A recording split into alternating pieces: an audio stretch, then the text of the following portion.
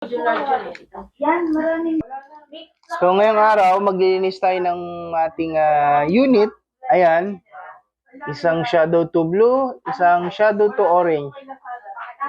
So, lilinis. Napakaingay nito, nagbablog ako. Ayan na, nagbibideo lang naman ako kasi maglinis ng barel. Ayan, ito oh. Yung taga-taas, ayan, yung, Abi. Ay, ba't pag dito nag-iba? Ha? Ha? Hindi nga salita si Abi, ano?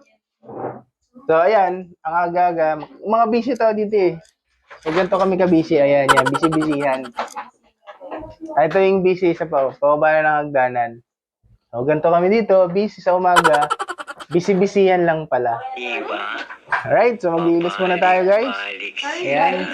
Shadow to orange. Saka shadow to blue. Alright, so bago tayo maglinis sa ating shadow to orange at shadow to, syempre, mag-check muna tayo ng ating unit para ating safety. Ayan, so check natin chamber. Yung shadow to blue, check natin. So empty naman siya. Alright, so bago natin linisin, syempre, kailangan ma-check muna tayong maigi. So kung makikita nyo naman, ayan, so medyo may brown na yung kanyang slide. Hindi na siya. Kung mapapansin nyo, siguro matagal lang nakastock yan.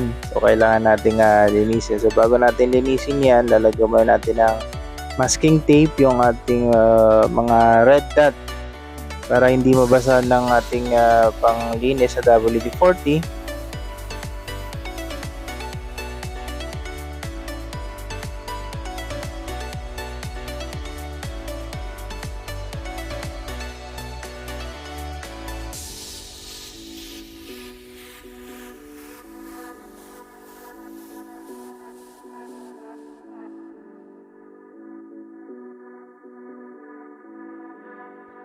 Balot na balot nating red dot.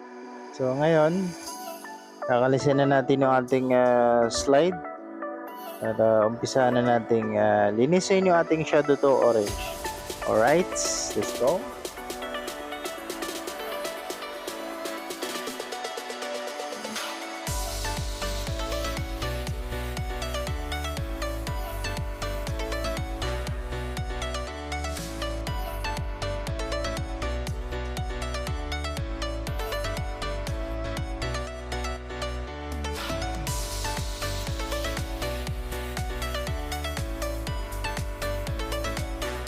So yan, bago natin siya brushin, so syempre paliguan muna natin ang ating WD-40.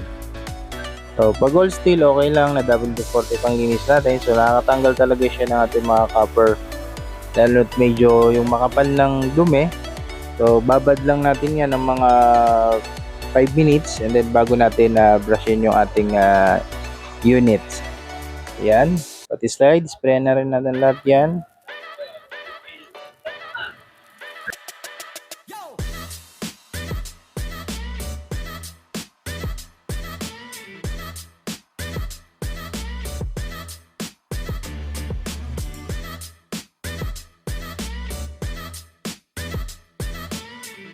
So yun guys, after natin ma-spray yung ating shadow to orange, yung shadow to natin, nilagyan ko na rin ng tape, masking tape. Ayan, so ngayon, kakalasin na rin natin yung ating shadow to. And then para ma-spray na rin natin at mababad muna natin sa ating WD-40. Right?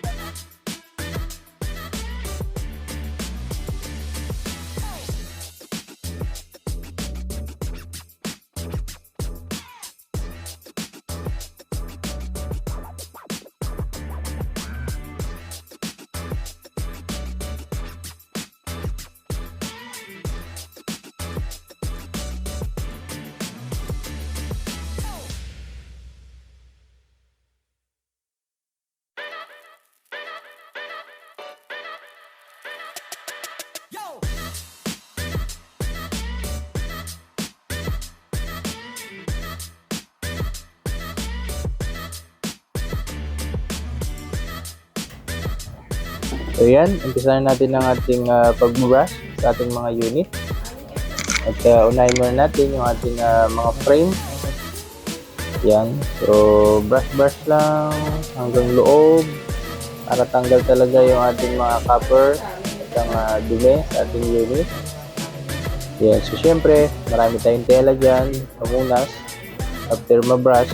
So, tiyan na rin natin agad yan ang ating basahan. After natin malinis. Right?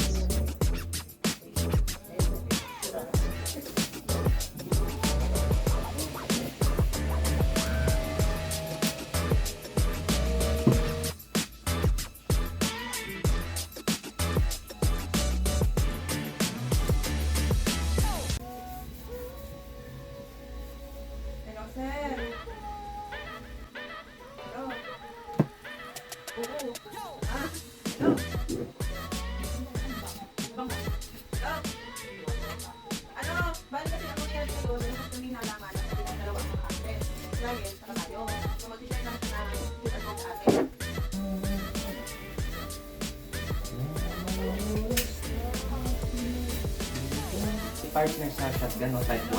Type 1? Oh, pwedeng shotgun, pwedeng yan. Sa type 1 naman, pwede tayong dalawa. Rifle, shotgun, wala nang ibang processing. Parang di naman na mag-cooker yung may hahanapin pa. Wala na po. Upgrade lang po yun. Babayaran lang ulit sa land bank yung LTAP fee.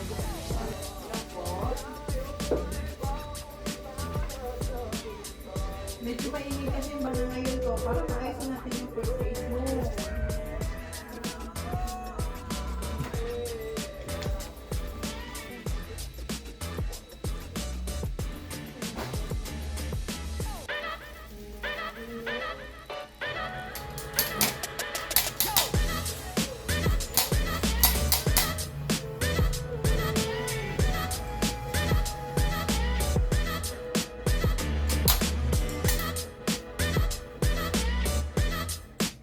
Right, tayo. Yung shadow to orange. Shadow to blue. Alright, so yun. Tapos na tayo maglinis ng ating mga unit. Shadow to orange at shadow to blue. So, thank you for watching guys. Bye!